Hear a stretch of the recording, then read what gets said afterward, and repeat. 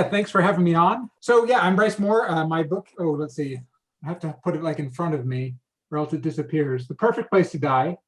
Um, the impetus for this book came after I'd read Eric Larson's Devil in the White City, which I'm assuming well, as a librarian, sometimes you read a lot and you just assume everyone's read everything that you've read, but I assume a lot of you have probably read it.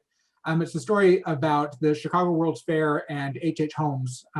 Both happened to be in Chicago in, what was it, 1893, I want to say. And it was new. The story of H.H. Holmes was new to me. If you haven't read The Devil in the White City, it's about basically billed as America's first serial killer. He built a hotel sort of specifically designed to kill people. Very pleasant man. And when I read it, as a YA author, a lot of times when I read widely, I read in different genres, and I always look at it, I'm like, what would it be like if this were YA? And that was a book that I was like, it would be really cool. What would it be like if there was a teenage girl who went undercover at this hotel that he'd created to try and catch him? And so that was sort of the germ, the spark of the idea. And actually writing it ended up being much more difficult than that initial spark, because once I started getting into it, there was a lot of things that didn't quite work. Like, for example, there's books like People on the Hunt for Jack the Ripper.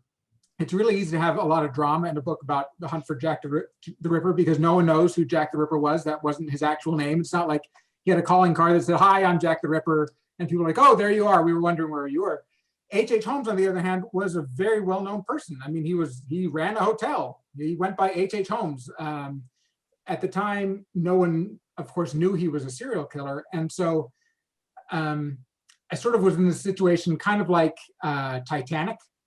As you heard, I watch a lot of movies. Titanic is a movie that, everyone knows how it ends. The ship goes down. But the movie can still be really engrossing because the people in the movie don't know that the Titanic is the Titanic. And so that's ended up being the approach I took with this my heroine of the book, Etta.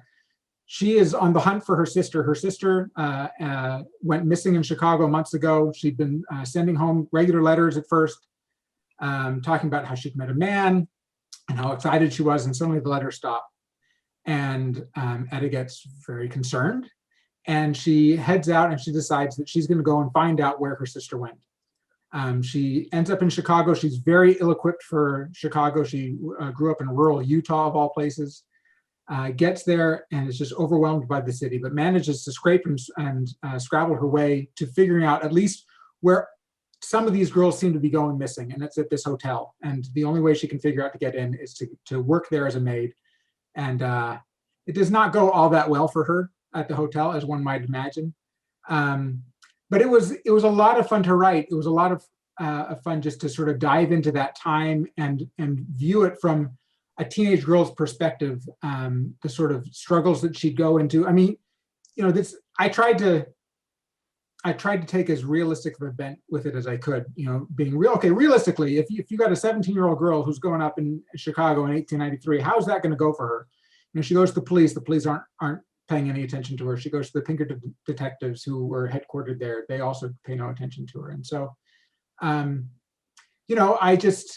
it was a lot of fun to write, and I look forward to having you all read it and to talking to you later today.